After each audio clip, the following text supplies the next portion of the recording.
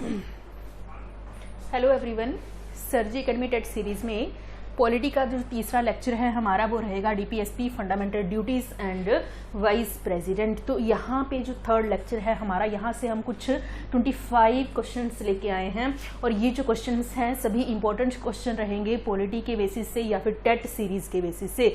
तो स्टार्ट करते हैं। फर्स्ट क्वेश्चन जो रहेगा हमारा वो रहेगा इन विच पार्ट, या फिर सीधा हिंदी में बात कर लेते हैं कि राज्य के नीति निर्देशक सिद्धांतों का वर्णन किस भाग में किया गया है। कि डीपीएसपी राज्य के नीति निर्देशों की अगर हम बात करें कि नीति निर्देशक सिद्धांत जो हमने कहाँ से बोरो किए हैं या फिर किस कंट्री से लिए हैं, तो हम बार बार ये बात बोलते हैं कि हमारा संविधान जो बनाया गया है, इंडिया ने जो अपना संविधान बनाया है वो कम से कम 60 देशों के संविधान को पढ़ने के बाद ही बनाया गया है। और चाइना एकमात्र, या चाइना ऐसा देश रहता है जिसके संविधान से हमने संविधान में कुछ भी बोरो जो है वो नहीं किया हुआ है।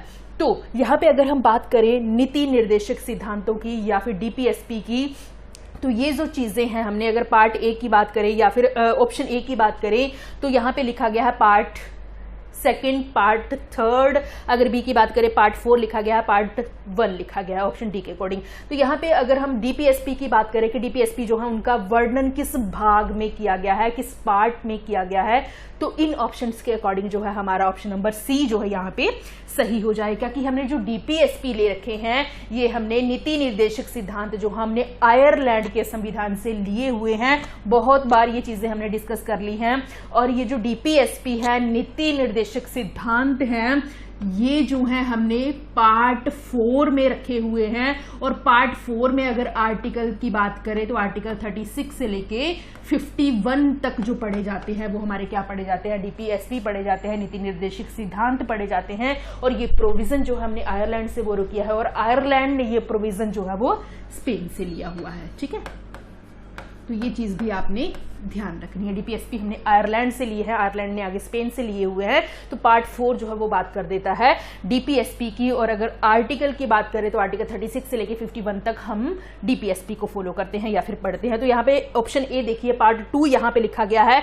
और यहाँ पे पार्ट 2 जो है वो किसकी बात कर देता है, या पार्ट 2 में किसका प्रोविजन किया गया है, सिटीजनशिप का। ये हम क्या पढ़ते हैं, पार्ट सेकंड में हम क्या पढ़ते हैं, सिटीजनशिप या फिर नागरिकता। और अगर आर्टिकल की बात करें तो आर्टिकल 5 से लेके 11 तक हम पार्ट सेकंड जो है वो पढ़ते हैं या हमने पढ़ लिया। और पार्ट 3 जो है इसको भी हम पढ़ चुके हैं। इसमें किसकी बात की जाती है, फंडामेंटल राइट्स की, मौलिक अधिकारों की। और अंडर आर्टिकल 12 से लेके 35 तक जो है वो फंडामेंटल राइट्स पढ़े जाते हैं। और मूल संविधान में हमने बोला था कि कितने मौलिक अधिकार थे, 7 थे। और अभी प्रेजेंट टाइम में जो हमारे पास फंडामेंटल राइट्स हैं वो टोटल 6 हैं, जिसमें से एक प्रॉपर्टी का राइट जो है उसको निकाल दिया गया है, उसको अभी लीगल राइट बनाया गया है।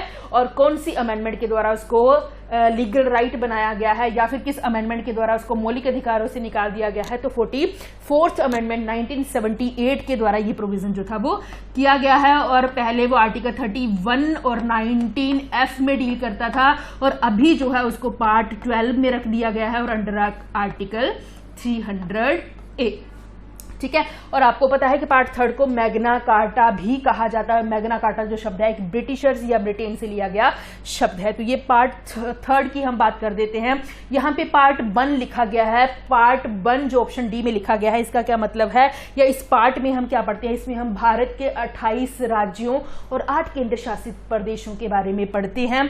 कि भारत में अभी जो है वो नया राज्य कोई बनाना है, कोई राज्य जो है उसका नाम चेंज करना है। जैसे इलाहाबाद का नाम जो वो चेंज करके प्रयागराज रख दिया गया है। तो इस तरह से अगर किसी भी राज्य का नाम चेंज करना है, उसकी बाउंड्री को कम ज्यादा करना है, किसी भी राज्य की बात की गई हो, चाहे यूटी की बात की गई हो, 8 यूटीज हैं हमारे पास और 28 राज्य हैं हमारे पास। तो इनका प्रोविजन जो किया गया है वो पार्ट 1 में किया गया है अंडर आर्टिकल 1 to 4। यहाँ पे जो हम आर्टिकल पढ़ते हैं वो 1 से लेके 4 तक पढ़ते हैं। इस तरह से हमारे ये 4 ऑप्शंस जो हमने यहाँ पे डिस्कस कर लिए हैं, क्योंकि ये चीजें हमने पहले भी पढ़ ली हुई हैं। तो नेक्स्ट बात कर सकते हैं, क्वेश्चन नंबर 2 जो रहेगा वो रहेगा नीति निर्देशक सिद्धांत न्याय योग्य नहीं है। अब ये मैक्सिमम जब हम क्वेश्चन पढ़ते हैं तो इस नहीं को छोड़ देते हैं। तो यहां पे सीधा क्या बोला गया है कि नीति निर्देशक सिद्धांत जो है वो न्याय योग्य नहीं है। इसका वर्णन संविधान के किस अनुच्छेद में किया गया है, किस आर्टिकल में इसका प्रोविजन जो है वो किया गया है। तो आर्टिकल 32, 36, 38 या 37 की अगर हम बात करें तो ऐसा कौन सा डीपीएसपी है, कौन सा ऐसा राइट है या आर्टिकल है जिसके तहत ये बोल दिया गया है कि डीपीएसपी जो है वो जस्टिसेबल नहीं है। पहला क्वेश्चन तो यहीं से खड़ा हो जाता है या एक नया क्वेश्चन बन जाता है कि डीपीएसपी जो है क्या वो जस्टिसेबल है, न्याय योग्य नहीं है। तो ये जो डीपीएसपी होते हैं ये न्याय नहीं दे सकते हैं, हमें जस्टिस नहीं दे सकते हैं, ठीक है, न्याय योग्य नहीं है। क्यों नहीं है? क्योंकि अगर हमारे डीपीएसपी हमें नहीं मिल रहे हैं तो हम सुप्रीम कोर्ट या हाई कोर्ट नहीं जा सकते हैं, और अगर चले भी जाते हैं तो सुप्रीम कोर्ट या हाई कोर्ट इनको लागू नहीं करवा सकती है। तो डीपीएसपी जो है वो क्या है, एक नॉन जस्टिसेबल होते हैं, और ये जो है हमें कभी भी जस्टिस नहीं दे पाते हैं, न्याय योग्य नहीं होते हैं। सिर्फ हमारे मौलिक अधिकार जो हैं वो जस्टिसेबल होते हैं। तो उनको लेने के लिए अगर हमने सुप्रीम कोर्ट में जाना होता है तो आर्टिकल 32, और अगर हाई कोर्ट जाना होता है तो आर्टिकल 226 के तहत जो है 5 रिट्स जो हमें आर्टिकल 32 में दी गई हैं उसके तहत सुप्रीम कोर्ट या हाई कोर्ट जो है वो जा सकते हैं। तो यहां पे किस आर्टिकल में ये प्रावधान कर दिया गया है कि डीपीएसपी जो है वो नॉन जस्टिसेबल है। तो अगर हम यहां पे ऑप्शन नंबर डी की बात करें तो ऑप्शन नंबर डी जो है यहां पे क्या हो जाएगा, सही हो जाएगा। ऑप्शन नंबर डी जो है ये क्या बोल देता है कि डीपीएसपी जो है नॉन जस्टिसेबल है। और आर्टिकल 32 की अगर बात करें तो आर्टिकल 32 हम पहले ही फंडामेंटल राइट्स में पढ़ चुके हैं, जिसको भीमराव अंबेडकर आर्टिकल 32 जो है वो सबसे मेन मौलिक अधिकार होता है। और इसको डीपीएसपी की अगर हमने यहाँ पे लिखा हुआ है तो थोड़ा सा पीछे वाली चीज रिवाइज करने के लिए कि डीपीएसपी जो है इसको डॉक्टर भीमराव अंबेडकर के द्वारा संविधान की आत्मा और हृदय भी कहा गया है। और सबसे मेन और 5 रेट्स जो है यहाँ पे हम पढ़ते हैं कि 5 प्रकार की रेट्स जो है ये हमें दी गई हैं, और ये रेट्स जो है ये हमने जो लिया हुआ है शब्द ये ब्रिटेन के संविधान से लिया हुआ है। आर्टिकल 36 बहुत इंपॉर्टेंट है। आर्टिकल 36 से हमारे डीपीएसपी स्टार्ट हो जाते हैं आर्टिकल 51 तक। तो आर्टिकल 36 ये है, ये डेफिनेशन देता है स्टेट, डेफिनेशन ऑफ स्टेट। जब भी आपको आ जाएगा आर्टिकल 36 और आर्टिकल एक हम पढ़ते हैं 12, तो आर्टिकल 36 और आर्टिकल 12 जो है दोनों किसकी बात कर देते हैं, डेफिनेशन ऑफ स्टेट की। तो आर्टिकल 38 बहुत इंपॉर्टेंट है, राज्य लोक कल्याण। लोक कल्याण मतलब लोगों के कल्याण की बात की गई है कि राज्य लोक कल्याण को बढ़ाने के लिए या वृद्धि के लिए व्यवस्था करेगा।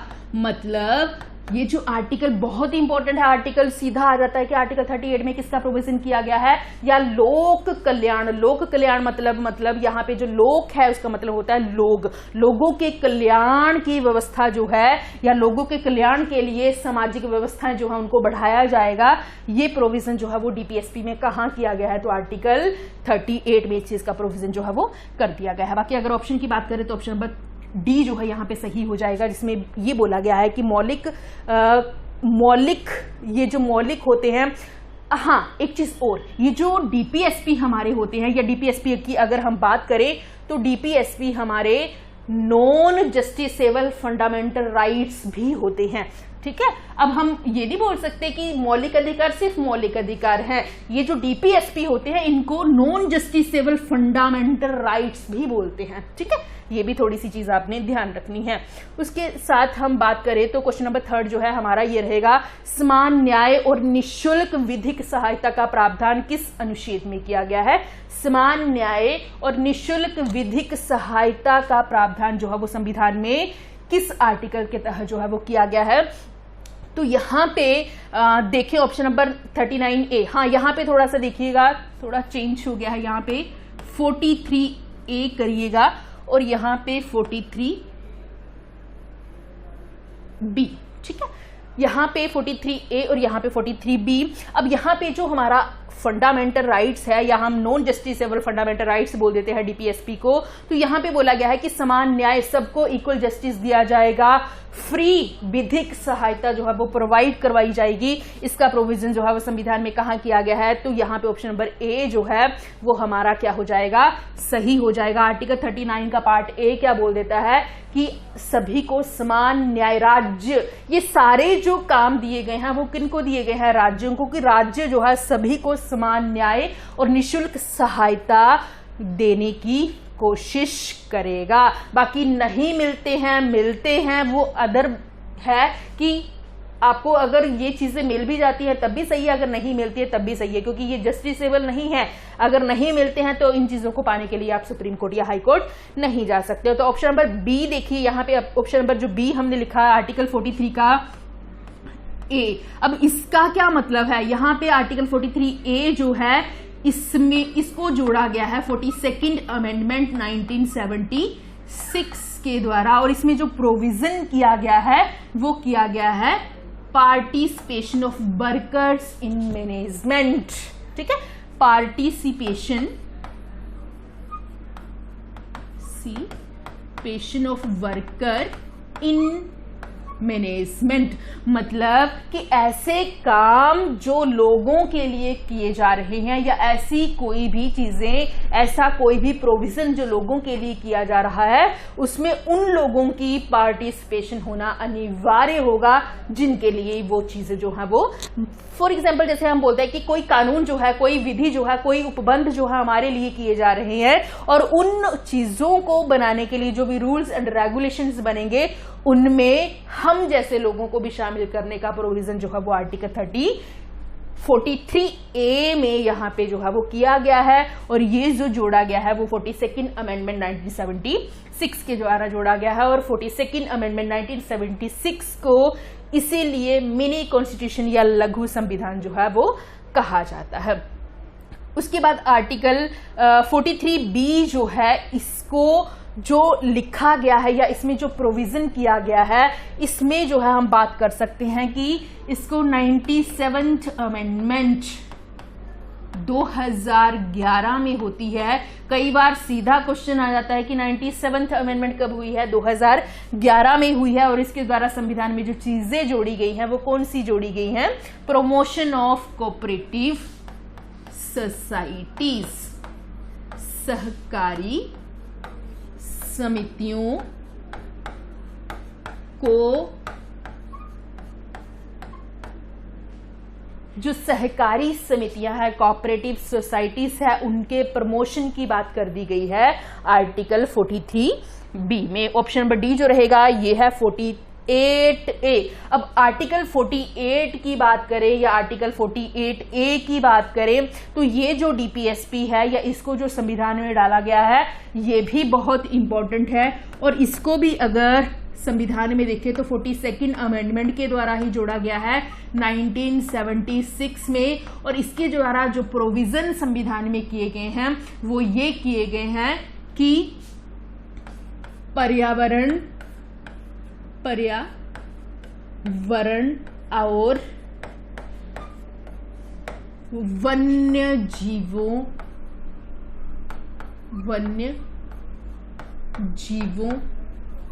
का राज्य के द्वारा संरक्षण किया जाएगा। जितना भी हमारा इन्वायरमेंट है, पर्यावरण है, इसकी जो रक्षा करना है, या हम ये बोल सकते हैं कि ये जो पर्यावरण है, पर्यावरण के अलावा जो है हमारा वन्य जीव है, जितने भी वनों में रहने वाले जो जीव जंतु हैं उनको संरक्षण देना, उनकी रक्षा करना। तो ये जो प्रोविजन रखा गया है ये कहाँ रखा गया है, आर्टिकल 48 ए में रखा गया है। तो बहुत इंपॉर्टेंट है, पर्यावरण और वन्य जीवों की बात जो है वो किस आर्टिकल में की गई है या कहाँ पे की गई है, तो ये चीजें जो है वो डीपीएसपी में जोड़ी गई है अंडर आर्टिकल 48 ए। चलिए नेक्स्ट चलते हैं, जो हमारा 4th क्वेश्चन रहेगा।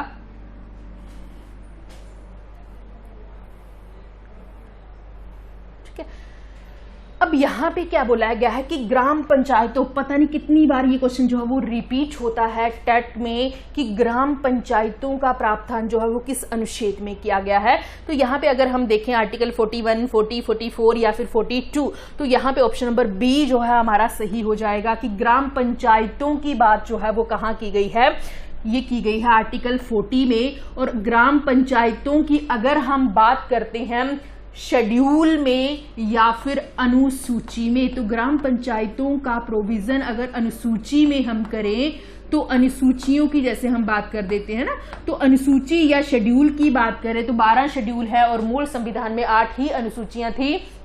और अगर हम शेड्यूल्स में बात कर देते हैं तो ये जो है वो 11वां शेड्यूल होता है। 11वें शेड्यूल में इस चीज को जो है वो डाला गया है। और यहाँ पे जो प्रोविजन किया गया है वहां पे हमने पढ़ा था कि 73rd अमेंडमेंट के द्वारा 73वां संवैधानिक संशोधन होता है 1992 में, लेकिन लागू होता है जाके 1993 में, जिसके तहत इन पंचायतों को या ग्राम पंचायतों को वहां पे टोटल 29 सब्जेक्ट जो है वो प्रदान किए गए हैं। और अगर हम इन ग्राम पंचायतों की या पंचायतों की बात पार्ट में कर देते हैं तो 9th पार्ट जो है वो किसकी बात कर देता है, ग्राम पंचायतों की बात कर देता है। और एक चीज क्या ध्यान रखनी है कि अगर भारत में बात करें तो भारत में सबसे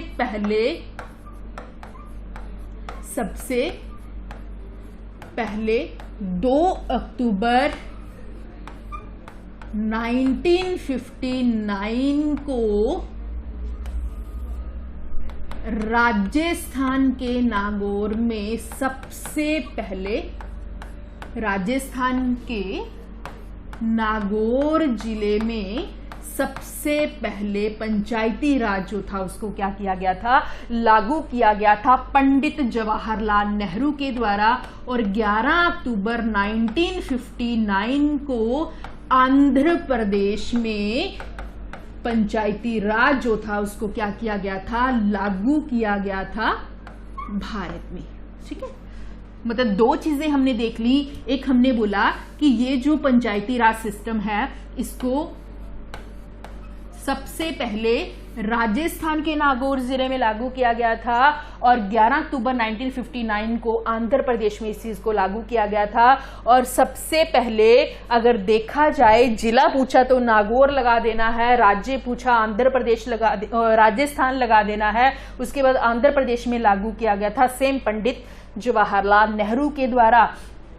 और यहां से एक क्वेश्चन और आ जाता है कि ये जो ग्राम पंचायतों की हम बात करते हैं या जो ये पंचायतें होती हैं, या हम ये बात करते हैं हिमाचल में जो है कितने स्तरीय पंचायती राज व्यवस्था को फॉलो किया गया है, या पंचायती राज जो है वो कितने टायर सिस्टम होता है। तो पंचायती राज की अगर हम बात करें तो ये जो है हिमाचल में 3 स्तरीय पंचायतें जो हैं उनको फॉलो किया गया है। 3 प्रकार की पंचायतें होती हैं हिमाचल में, जिसमें सबसे ऊपर जिला परिषद आ जाता है। ठीक है, जिला परिषद आ जाता है। सबसे नीचे ग्राम पंचायतें आ जाता है। ठीक है, सबसे नीचे ग्राम पंचायतें आ जाता है। मिड में अगर बात करें, बीच की अगर बात करें तो यहां पे ब्लॉक समिति और ब्लॉक समिति को ही हम पंचायत समिति भी कहते हैं। तो 3 टायर सिस्टम जो है वो हिमाचल में फॉलो किया गया है। और भारत की अगर बात करें तो भारत में मैक्सिमम जो है वो 4 स्तरीय सिस्टम को फॉलो किया गया है। आर्टिकल 41 की यहाँ पे बात कर लेते हैं। तो आर्टिकल 41 जो है ये किसका राइट देता है, काम, शिक्षा और लोक सहायता पाने का अधिकार।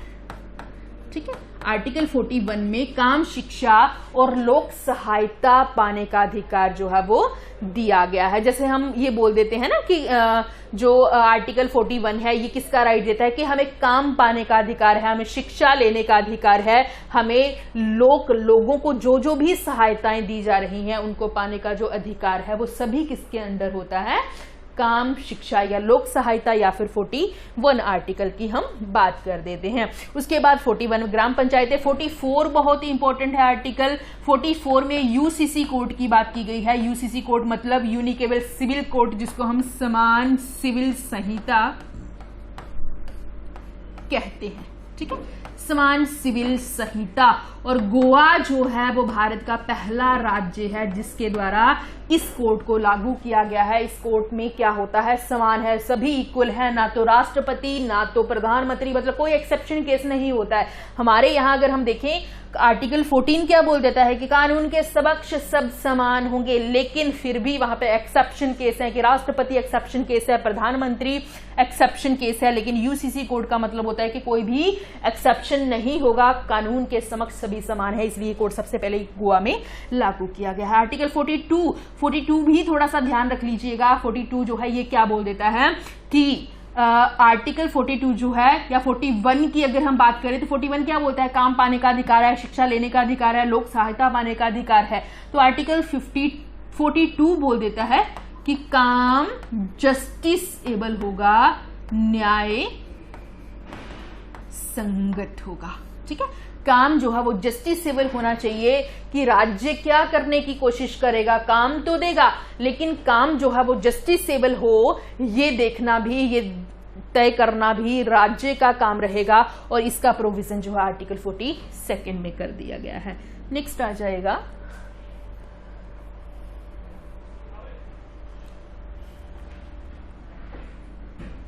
कार्यपालिका और न्यायपालिका को अलग अलग स्थापित किया जाएगा। इसका प्रावधान कहाँ किया गया है कि कार्यपालिका, अब हम ये बोल सकते हैं कि भारत में सरकार के 3 अंग होते हैं। ठीक है, जो लोकतांत्रिक व्यवस्था हमने फॉलो की है, ठीक है, संसदीय शासन प्रणाली हम बोलते हैं, हमने फॉलो की है, हमने लोकतांत्रिक व्यवस्था को फॉलो किया है। तो इसके तहत हम ये बोल देते हैं कि भारत में सरकार के 3 अंग होते हैं। एक हमारा विधायिका आ जाता है, और इस विधायिका का मतलब क्या होता है, काम क्या होता है, यहाँ पे विधायिका जो होती है ना, इसका मतलब क्या होता है या इसका काम क्या होता है, इसका काम होता है कानून बनाना।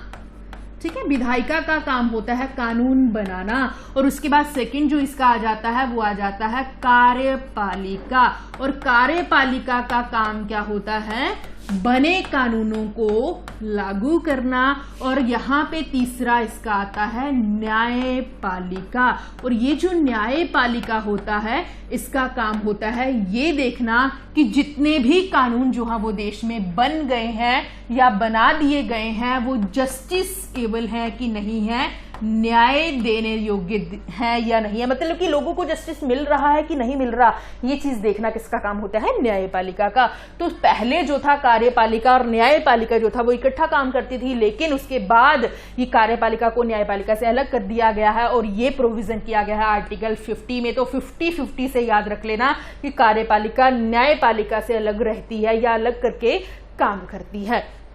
उसके बाद आर्टिकल 47 की अगर बात करें तो यहाँ पे न्यूट्रिशन की बात की गई है, पोषाहार की बात की गई है कि राज्य सभी नागरिकों के, कि राज्य जो है वो अपने राज्य में रहने वाले जितने भी लोग हैं उनको पोषाहार, न्यूट्रिशन देने की कोशिश करेगा और उनके जीवन को ऊंचा उठाने की कोशिश करेगा। तो न्यूट्रिशन वाला भी क्वेश्चन जो है वो आ जाता है। 46 आर्टिकल की अगर बात करें तो 46 आर्टिकल जो है इसमें जो प्रोविजन किया गया है, 46 जो आर्टिकल रहेगा इसमें जो प्रोविजन है वो किस चीज का प्रोविजन किया गया है या किस चीज का प्रावधान यहाँ पे किया गया है, ये किया गया है। या आर्टिकल 46 की अगर हम बात करते हैं तो ये है SC/ST के बारे में। SC/ST जो है इसका प्रोविजन अगर DPSP में कभी पूछा जाता है तो इसका प्रोविजन जो है वो कर दिया गया है आर्टिकल 46 में। उसके बाद आर्टिकल 49 जो है, 49 भी इंपॉर्टेंट रहता है। आर्टिकल 49 जो है इसमें किसका प्रोविजन कर दिया गया है या फिर इसमें किस चीज का प्रावधान जो है वो किया गया है, तो यहां पे बोला गया है कि जितने भी राष्ट्रीय महत्व की चीजें हैं,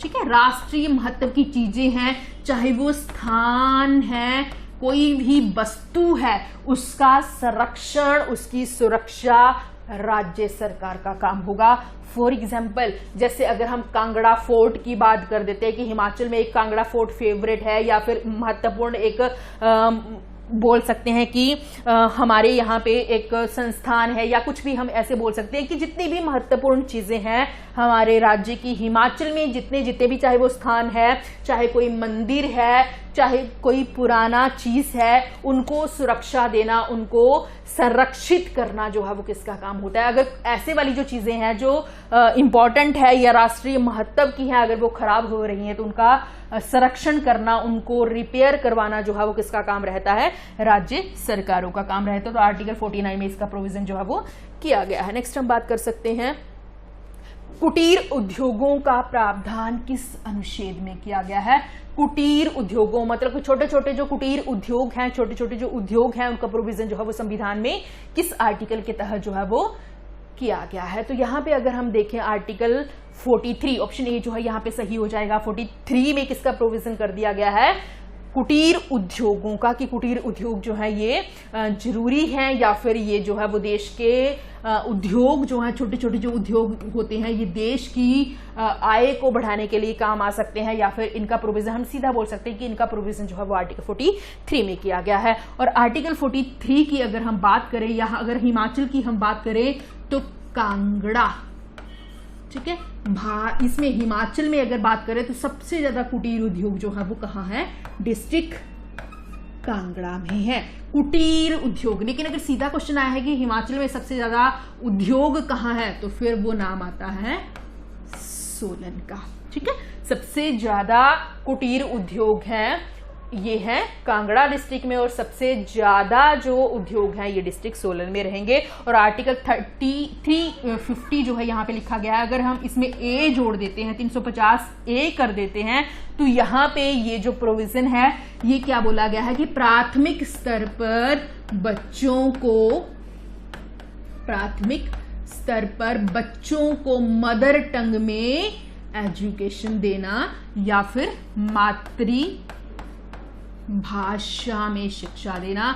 तो आर्टिकल 350 का ए जो है इसमें क्या बोला गया है कि जो प्राइमरी लेवल के बच्चे हैं उनको उनकी मदर टंग में एजुकेशन देना जो है वो अनिवार्य है, या फिर देनी चाहिए। ये प्रोविजन जो है संविधान में किया गया है। आर्टिकल 51 बहुत इंपॉर्टेंट है। आर्टिकल 51 की अगर हम बात करें तो आर्टिकल 51 जो है ये किसकी बात कर देता है, अंतरराष्ट्रीय शांति और सुरक्षा की, कि राज्य जो है ये क्या करने की कोशिश कर सकता है, अंतरराष्ट्रीय शांति और सुरक्षा के जो मामले होते हैं वो सेंट्रल सरकार के पास रहते हैं, लेकिन अंतरराष्ट्रीय शांति सुरक्षा बनाए रखने के लिए केंद्र सरकार की हेल्प कर सकता है कौन, राज्य। ठीक है, तो ये प्रोविजन भी रखा गया आर्टिकल 51 में। उसके बाद अगर 39 के पार्ट डी की बात करें, हाँ यहां पे भी थोड़ा सा गड़बड़ है।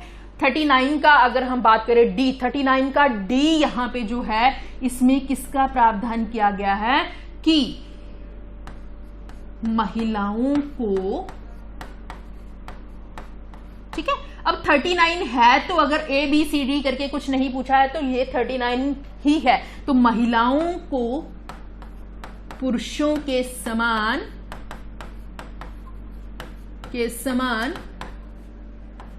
काम के लिए समान वेतन देना। जो महिलाएं हैं, अगर वो महिलाएं और पुरुष एक ही काम कर रहे हैं तो दोनों को एक काम के लिए एक ही वेतन देना, इसका प्रोविजन भी कहां रखा गया है, आर्टिकल 39 का पार्ट डी में। अगर कुछ भी एबीसीडी नहीं दिया है तो सीधा आर्टिकल आप 39 जो है वो यहां पे लगा सकते हैं कि समान काम के लिए समान वेतन का प्रोविजन जो है वो 39 आर्टिकल में जो है वो किया गया है। नेक्स्ट आ जाता है नीति निर्देशक सिद्धांतों को किसके द्वारा जो है वो चेक कहा गया है कि नीति निर्देशक सिद्धांत जो है वो एक चेक होंगे, ये किसके द्वारा कहा गया है, तो ये जो है ऑप्शन नंबर ए हमारा सही हो जाएगा, केटी शाह। तो केटी शाह के द्वारा नीति निर्देशक सिद्धांत जो है इनको एक चेक बोला गया है कि नीति निर्देशक सिद्धांत एक बैंक का एक चेक है। ठीक है, और अगर भीमराव अंबेडकर की बात करें तो भीमराव अंबेडकर जो थे इनको संविधान का पिता कहा जाता है और जनक बोला जाता है हमारे संविधान का, और इनके द्वारा ही जो है हम बोलते हैं कि भीमराव अंबेडकर के द्वारा ही आर्टिकल 32 को संविधान की आत्मा और हृदय कहा गया है। और अगर हम यहाँ पे डीपीएसपी की बात करें तो डीपीएसपी को ये जो डीपीएसपी जो है इनको भीमराव अंबेडकर ने एक महत्वपूर्ण भाग, आता तो नहीं है, सिंपल थोड़ा सा आपने वैसे सुन लेना है कि भीमराव अंबेडकर ने हमारे जो डीपीएसपी हैं इनको क्या बोला है कि ये संविधान का महत्वपूर्ण भाग है। ठीक है, उसके बाद ऑप्शन नंबर सी की बात करें तो ऑप्शन नंबर सी आपने बहुत बार पढ़ा है कि ये संविधान सभा के क्या थे, स्थायी अध्यक्ष। ठीक है, और 11 दिसंबर की अगर बात करें, 11 दिसंबर 1946 को सेकंड सिटिंग में डॉक्टर राजेंद्र प्रसाद जो थे उनको संविधान सभा का स्थायी अध्यक्ष बना दिया गया था, परमानेंट हेड बना दिया गया था। और फर्स्ट सिटिंग जो 9 दिसंबर 1946 को हुई थी उस सिटिंग में डॉक्टर सच्चिदानंद सिन्हा जो थे उनको संविधान सभा का अस्थायी अध्यक्ष जो था वो यहाँ पे बनाया गया था।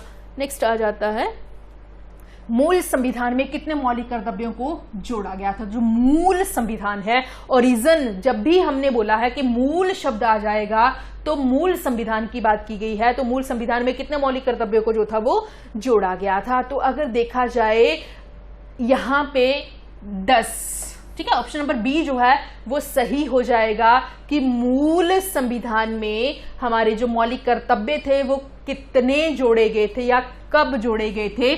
कब वाला क्वेश्चन हमने आगे रखा हुआ है, बस आपने थोड़ा सा ये ध्यान रखना है कि ये जो मूल कर्तव्य हैं ये किसकी सिफारिश से जोड़े गए हैं। तो यहाँ एक कमेटी बनी थी और ये जो कमेटी थी, या फिर अगर हम इसकी बात कर देते हैं, इस कमेटी की बात कर देते हैं, तो इस कमेटी ने क्या किया था, मूल कर्तव्यों को शामिल करने के लिए एक समिति बनाई थी जिसको स्वर्ण सिंह समिति कहा गया था।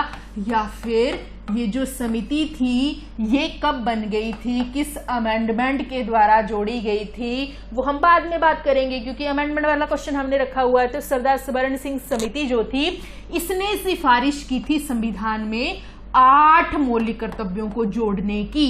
ठीक है, सिफारिश पूछी ना कि कितनी सिफारिश की थी कि मौलिक कर्तव्य जो हैं वो इतने जोड़े जाने चाहिए, और इन्होंने 8 की सिफारिश की थी लेकिन जोड़े गए थे 10। ठीक है, 10 मौलिक कर्तव्य जो थे वो संविधान में जोड़े गए थे। और ये जो जोड़े गए थे ये किसकी सिफारिश पर जोड़े गए थे, सरदार स्वर्ण सिंह कमेटी की सिफारिश पर जो थे वो संविधान में जोड़ दिए गए थे। और ये चीज आपने हमेशा ध्यान रखनी है। और उसके बाद अगर प्रेजेंट टाइम की हम बात करते हैं कि वर्तमान समय में प्रेजेंट टाइम में कितने हमारे पास मौलिक कर्तव्य हैं, तो प्रेजेंट टाइम में आपको पता है कि 11 जो है मौलिक कर्तव्य संविधान में जोड़ दिए गए हैं। बाकी 11वां कब जोड़ा गया है ये भी बात हम नेक्स्ट करेंगे। और अब नेक्स्ट जो हमारा क्वेश्चन है वो रहेगा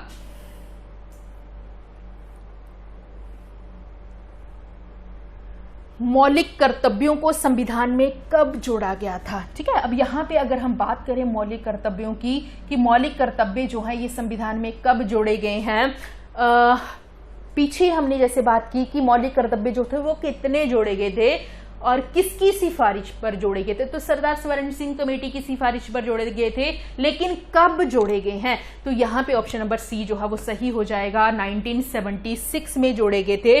और यहाँ पे 1976 में सीधा आ जाता है कि कौन सी अमेंडमेंट के द्वारा जोड़े गए थे, तो 42nd अमेंडमेंट हुई थी 1976 में, जिसके द्वारा 10 मौलिक कर्तव्यों को संविधान में जो था वो जोड़ा गया था।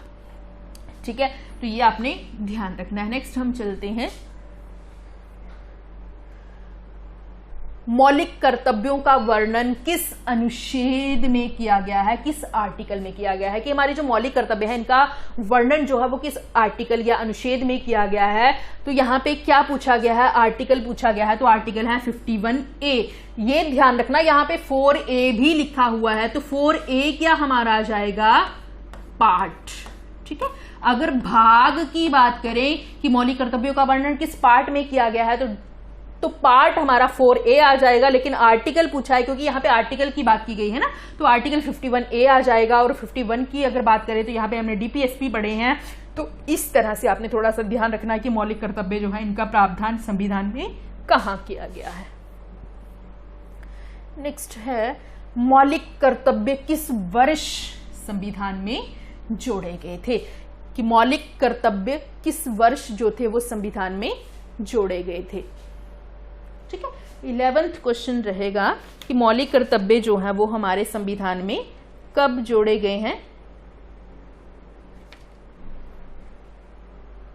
हाँ, लेकिन यहां पे थोड़ा सा हिंदी में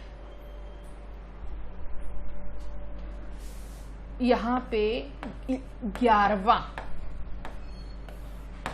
ठीक है, 11th फंडामेंटल, क्योंकि फंडामेंटल राइट्स हमने पीछे पढ़ लिया कि फंडामेंटल ड्यूटीज जो है वो मौलिक कर्तव्य जो है ये संविधान में कब जोड़े गए थे। लेकिन यहाँ पे अगर हम देखें हिंदी में 11th फंडामेंटल ड्यूटीज नहीं लिखी गई है, तो यहाँ पे क्या लिखा गया है कि सीधा है कि 11वां मौलिक कर्तव्य जो था वो किस वर्ष 11वें मौलिक कर्तव्य की बात की गई है। बाकी अगर पीछे हम बात करें तो पीछे हमने देख लिया है कि मौलिक कर्तव्य जो है वो संविधान में कब जोड़े गए हैं, किस अमेंडमेंट के द्वारा जोड़े गए हैं, किस समिति की सिफारिश के द्वारा जो है वो जोड़े गए हैं। लेकिन 11th ड्यूटी की बात की गई है तो ऑप्शन नंबर सी जो है यहाँ पे सही हो जाएगा। और ऑप्शन नंबर सी के अकॉर्डिंग अगर हम बात करें, अमेंडमेंट हुई थी और यहाँ पे जो अमेंडमेंट हुई है वो हुई है 86th अमेंडमेंट और 86वां संवैधानिक संशोधन हुआ है 2002 में, जिसके द्वारा क्या बोला गया है कि 6 से 14 साल तक के बच्चों को स्कूल भेजना माता पिता का कर्तव्य है, कि 6 से 14 साल तक के जो बच्चे हैं वो स्कूल जाने चाहिए,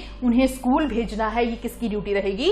पेरेंट्स की ड्यूटी रहेगी। और 6 से 14 साल तक की अगर हम बात करें तो आर्टिकल 21A जो है वो भी क्या बोल देता है कि 6 से 14 साल तक के बच्चों को फ्री एंड कंपलसरी एजुकेशन जो है वो प्रोवाइड की जाएगी। सेम ऐसा ही आर्टिकल डीपीएसपी में जोड़ा गया है, आर्टिकल 45, और आर्टिकल 45 क्या बोल देता है? ये बोल देता है 0 से 6 साल तक अर्ली चाइल्डहुड की बात की गई है कि 0 से 6 साल तक के बच्चों को फ्री एंड कंपलसरी एजुकेशन जो है वो राज्य प्रोवाइड करने की कोशिश करेगा। तो यहां पे हमारा ऑप्शन नंबर सी जो है वो सही हो जाएगा। नेक्स्ट है उपराष्ट्रपति के कार्यकाल का प्रावधान किस अनुच्छेद में किया गया है, कि जो उपराष्ट्रपति होते हैं भारत के वाइस प्रेसिडेंट होते हैं, इनका जो कार्यकाल होगा, इनकी जो टेन्योर होगा, उसका प्रावधान किस आर्टिकल में किया गया है? तो आर्टिकल 67। तो ऑप्शन नंबर सी जो है यहाँ पे सही रहेगा कि आर्टिकल 67 में उपराष्ट्रपति के पद का कार्यकाल का प्रोविजन जो है वो किया गया है। बाकी एक उपराष्ट्रपति जो है अपने पद पर कितने समय के लिए रह सकते हैं? 5 साल के लिए। उपराष्ट्रपति का जो कार्यकाल होता है वो 5 साल होता है, लेकिन 5 साल से पहले भी उपराष्ट्रपति जो है अपने पद का त्याग कर सकते हैं, अपनी मर्जी से रिजाइन कर सकते हैं उपराष्ट्रपति। और रिजाइन किनको देते हैं? अपना राष्ट्रपति को। तो यहाँ पे क्या बोला गया है कि उपराष्ट्रपति का कार्यकाल कितना होता है? 5 साल। और इससे पहले भी उपराष्ट्रपति अपना रिजाइन अपनी मर्जी से किसको दे सकते हैं? भारत के राष्ट्रपति को दे सकते हैं। आर्टिकल 41 हमने अपने फंडामेंटल राइट्स में पढ़ा था, कानून के समक्ष समानता। और आर्टिकल 66 यहाँ पे अगर हम बात करें, या आर्टिकल 71 हमने यहाँ पे लिखा हुआ है। तो आर्टिकल अगर 66 की बात करें या फिर आर्टिकल 71 जो हमने लिखा है, आर्टिकल 71 जो है वो किसका प्रावधान कर देता है कि यदि राष्ट्रपति या उपराष्ट्रपति के चुनाव संबंधी जो है कोई भी विवाद खड़ा हो जाता है तो इस विवाद को कौन हैंडल करेगा? सुप्रीम कोर्ट हैंडल करेगा। बहुत इंपॉर्टेंट है आर्टिकल 71। इसमें किसका प्रोविजन किया गया है कि ये जो उपराष्ट्रपति हैं या फिर हमारे जो है राष्ट्रपति हैं, इनके चुनाव संबंधी अगर कोई भी विवाद खड़ा हो जाता है तो इस विवाद को जो है वो कौन हैंडल करेगा? सिर्फ सुप्रीम कोर्ट जो है वो हैंडल करेगा। तो आर्टिकल 66 में राष्ट्रपति का निर्वाचन मंडल होगा, कि राष्ट्रपति का निर्वाचन जो है वो किया जाएगा, उनको चुना जाएगा, या फिर इनकी क्वालिफिकेशन जो है ये भी आर्टिकल 66 में यहाँ पे दी गई है। तो आर्टिकल 66 को आप याद रख सकते हैं, उपराष्ट्रपति की योग्यताएं और उपराष्ट्रपति के निर्वाचन मंडल का जो प्रोविजन है वो आर्टिकल 66 में किया गया है। नेक्स्ट है निम्न में से किसकी नियुक्ति भारत के राष्ट्रपति द्वारा नहीं की जाती है? अब यहां पे क्या बोला गया है कि ऐसी कौन सी पोस्ट है जिनकी नियुक्ति भारत के राष्ट्रपति नहीं करते हैं? ठीक है, तो यहाँ पे भी ऑप्शन नंबर सी जो है हमारा सही हो जाएगा, क्योंकि प्रधानमंत्री की नियुक्ति राष्ट्रपति के द्वारा की जाती है, महान्यायवादी की नियुक्ति जो है वो राष्ट्रपति के द्वारा की जाती है, लेकिन उपराष्ट्रपति जो है इनका क्या किया जाता है, निर्वाचन। अब इनका निर्वाचन कौन करेगा, अब इनके निर्वाचन के लिए एक प्रॉपर, जैसे राष्ट्रपति का चुनाव होता है वैसे ही उपराष्ट्रपति का चुनाव होता है, तो इनके निर्वाचन के लिए भी एक प्रॉपर निर्वाचन मंडल जो है उसका गठन किया जाता है। तो यहाँ पे ऑप्शन नंबर सी जो है वो सही हो जाएगा कि भारत के जो उपराष्ट्रपति होते हैं इनका जो चुनाव होता है वो राष्ट्रपति नहीं करते हैं, इनके चुनाव जो है वो संसद के सदस्य करते हैं। बाकी इनके चुनाव में कौन कौन भाग लेता है, कौन कौन पार्टिसिपेट करता है, इनकी भी हम बात करेंगे, क्योंकि ऐसा वाला क्वेश्चन हमने आगे डाला हुआ है।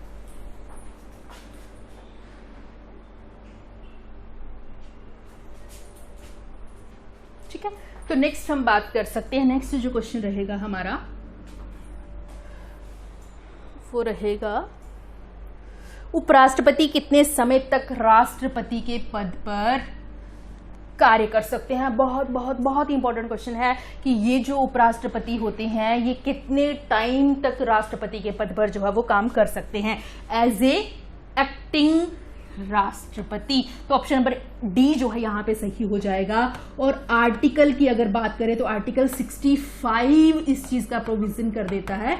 आर्टिकल 65 जो है इसमें प्रोविजन किया गया है कि जब राष्ट्रपति देश के पहले नागरिक होते हैं और ये ऐसी पोस्ट है भारत के संविधान की जो एक दिन के लिए भी खाली नहीं रखी नहीं जा सकती, मतलब एक दिन भी इसको खाली नहीं रखा जा सकता है। तो कई बार क्या होता है कि राष्ट्रपति ने रिजाइन कर दिया है या राष्ट्रपति की डेथ हो गई है, उनका पद खाली हो गया, तो ऐसी सिचुएशन में उपराष्ट्रपति जो है आर्टिकल 65 के तहत उनके पद पर क्या कर सकते हैं, काम कर सकते हैं। और मैक्सिमम 6 महीने जो है वो उनके पद पर काम कर सकते हैं।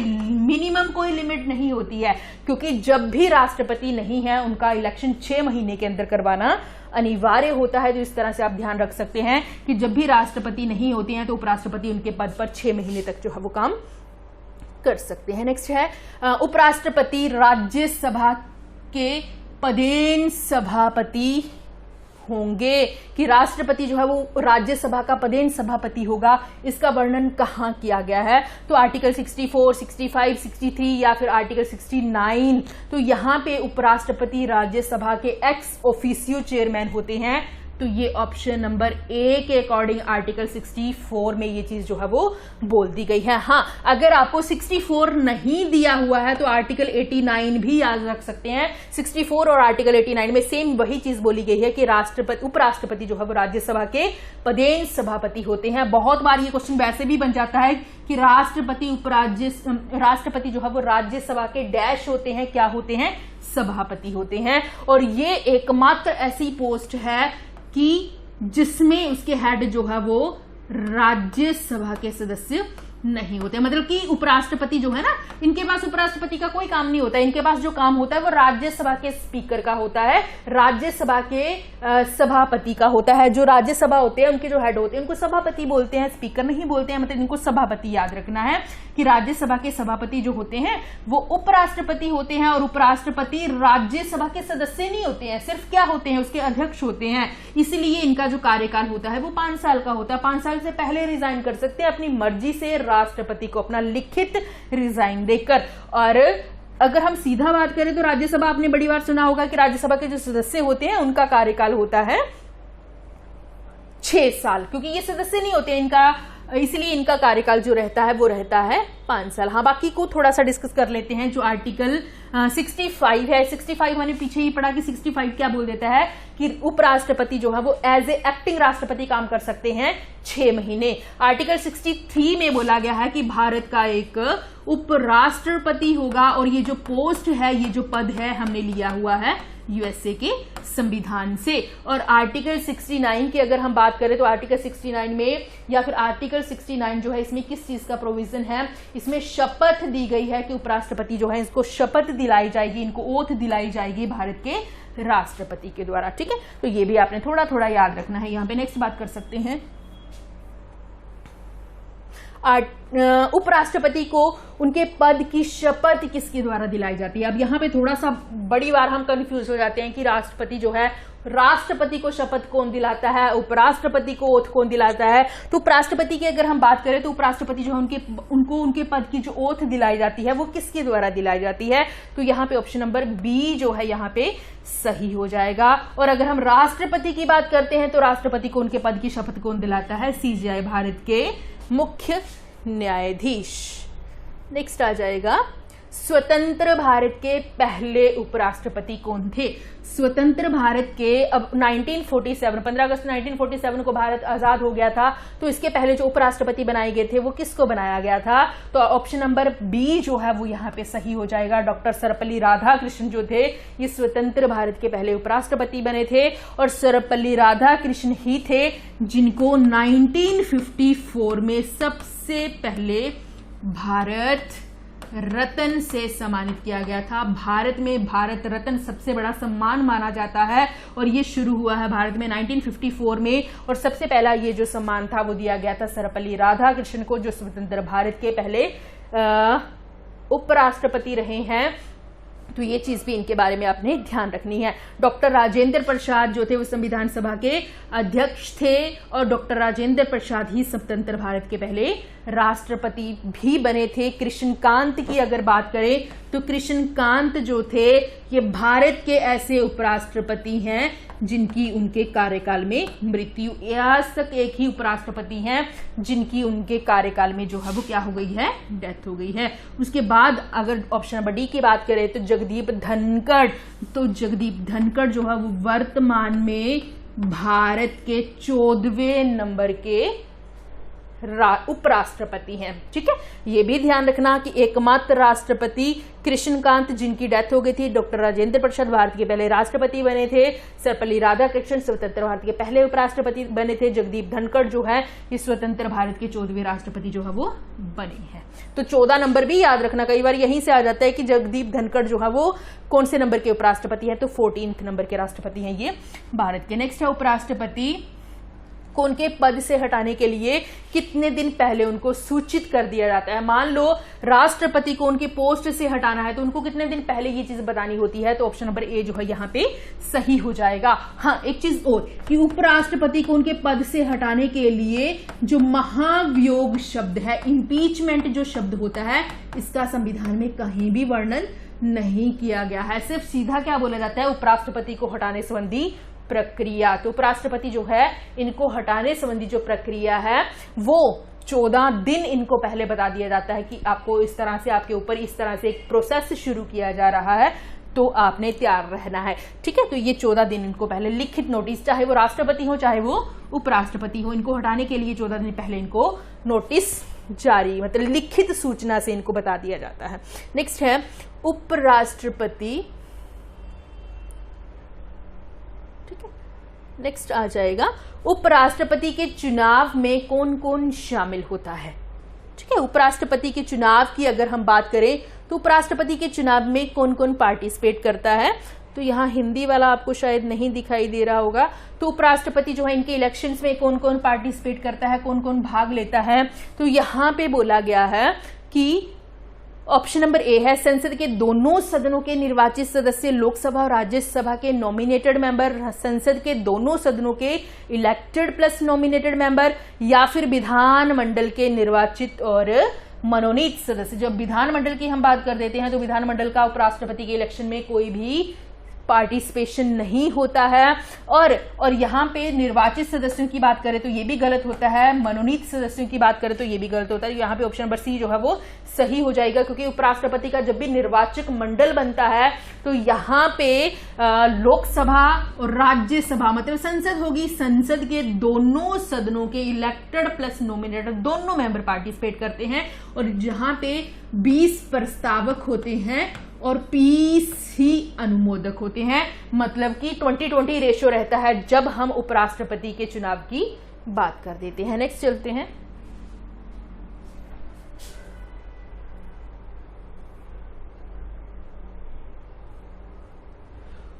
उपराष्ट्रपति पद का प्रावधान किस देश से लिया गया है। उपराष्ट्रपति पद का जो प्रावधान है वो किस देश से लिया गया है। अब ये जो हम बात करें उपराष्ट्रपति पद की, तो हमने सोर्स में भी बड़ी बार पढ़ा हुआ है कि जो संविधान में सोर्स है या संविधान में जो ये चीजें हैं उसमें क्या बोला गया है, या फिर ये हम बोल सकते हैं कि संविधान का जो प्रोविजन है, स्रोत है कि संविधान में हमने ये चीजें जो है वो कहाँ से बोरो की गई हैं या कहाँ से बोरो की हैं। तो ये उपराष्ट्रपति का पद भी हमने बोरो किया हुआ है यूएसए के संविधान से। और इम्पीचमेंट की बात करते हैं तो ऐसा कोई भी प्रोविजन जो है उपराष्ट्रपति के ऊपर नहीं लगाया जाते। आगे राष्ट्रपति से रिलेटेड या फिर हम उपराष्ट्रपति की बात करें तो ऑस्ट्रेलिया के संविधान से, जैसे हमने सोर्स में बड़ी बार पढ़ा हुआ है कि ऑस्ट्रेलिया के संविधान से हमने क्या लिया है, ज्वाइंट सेशन लिया हुआ है। चाइना के संविधान से आज तक अपने संविधान में हमने कुछ भी शामिल नहीं किया है। जापान से हमने क्या लिया हुआ है, या जापान से हमने जो भी चीजें ली, फेडरल सिस्टम जो है हमने जापान से लिया हुआ है। तो इस तरह से सोर्स से हमेशा एक क्वेश्चन पूछा जाता है, तो इसको आपने थोड़ा सा ध्यान रखना है कि ये जो ऑस्ट्रेलिया है, अमेरिका है, यहाँ के संविधान से हमने क्या क्या अपने संविधान में बोरो कर रखा है।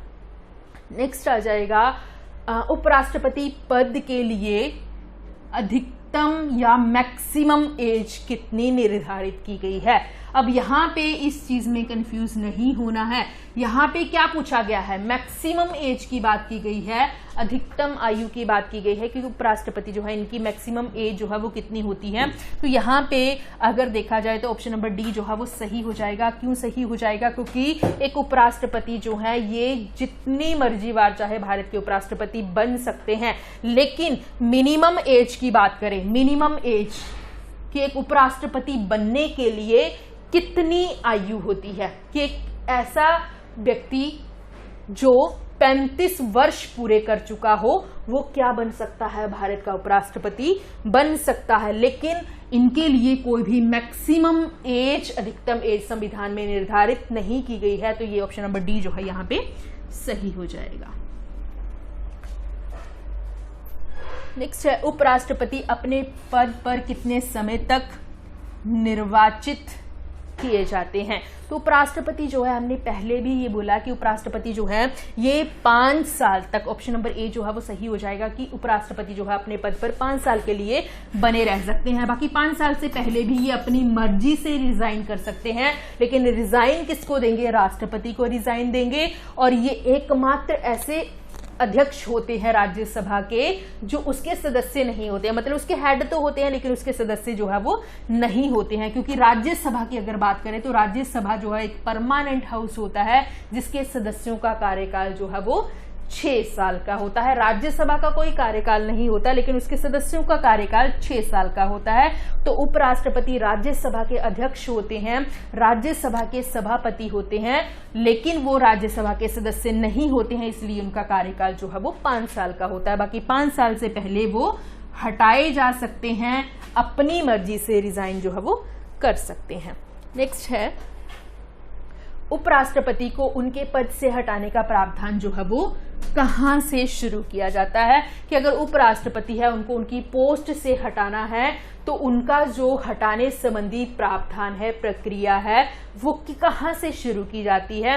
केवल लोकसभा से, केवल राज्यसभा से, लोकसभा राज्यसभा दोनों सदनों से, या फिर संसद से। तो ऑप्शन नंबर डी वैसे ही गलत हो जाएगा क्योंकि संसद और लोकसभा राज्यसभा दोनों संसद की बात करते हैं। इसका मतलब ऑप्शन नंबर सी जो है ये भी क्या हो जाएगा, यहाँ पे गलत हो जाएगा। तो ऑप्शन नंबर बी जो है इसके अकॉर्डिंग सही रहेगा, क्योंकि राष्ट्रपति या उपराष्ट्रपति की जब भी हम बात करते हैं तो हम बोलते हैं कि एक उपराष्ट्रपति राज्यसभा के क्या होते हैं, एक्स ऑफिशियो चेयरमैन होते हैं। इसलिए इनको हटाने संबंधी जो भी प्रक्रिया शुरू की जाती है वो राज्यसभा से शुरू होगी, ना कि लोकसभा से। लोकसभा में इनको हटाने संबंधी जो प्रोविजन है वो औपचारिक रूप से भेजा जाता है, बाकी कोई रोल नहीं होता है लोकसभा का इनको इनके पद से हटाने के लिए। तो ये हमेशा ध्यान रखना कि उपराष्ट्रपति को जब भी हटाया जाएगा तो इनको हटाने संबंधी जो भी प्रक्रिया है वो केवल राज्यसभा में शुरू की जाती है।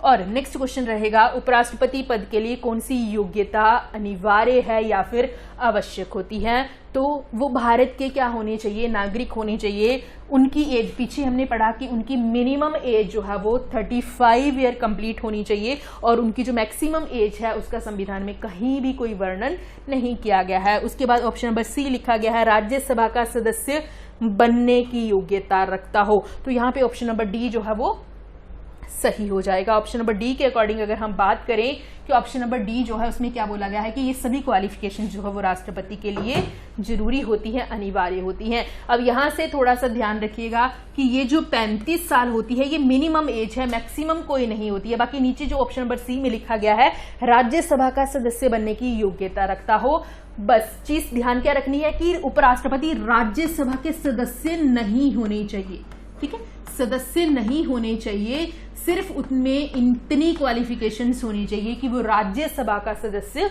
बन सकते हो, बाकी सदस्य नहीं होने चाहिए। तो ये क्वालिफिकेशन भी हमेशा आपने ध्यान रखनी है कि वो सदस्य होने नहीं चाहिए, सिर्फ उनमें योग्यता होनी चाहिए राज्यसभा का सदस्य बनने की। नेक्स्ट है, भारत के उपराष्ट्रपति जिन्होंने कार्यवाहक राष्ट्रपति के पद पर काम किया, पहले ऐसे उपराष्ट्रपति हैं ये भारत के जिन्होंने एक्टिंग राष्ट्रपति के रूप में काम किया। तो यहाँ पे हमारे आ जाएंगे ऑप्शन नंबर बी के अकॉर्डिंग श्री वी गिरी या वराहगिरी वेंकट गिरी, इनको हम बी गिरी भी बोल देते हैं। तो ये जो है ये भारत के पहले उपराष्ट्रपति थे जिन्होंने एज ए एक्टिंग राष्ट्रपति जो था वो काम किया था, क्योंकि इस टाइम राष्ट्रपति थे डॉक्टर जाकिर हुसैन। तो जाकिर हुसैन जो थे इनकी डेथ हो जाती है, और इनकी डेथ के बाद हमने बोला ये क्या है, डॉक्टर जाकिर हुसैन जो हैं ये भारत के दूसरे उपराष्ट्रपति थे, और ये उपराष्ट्रपति से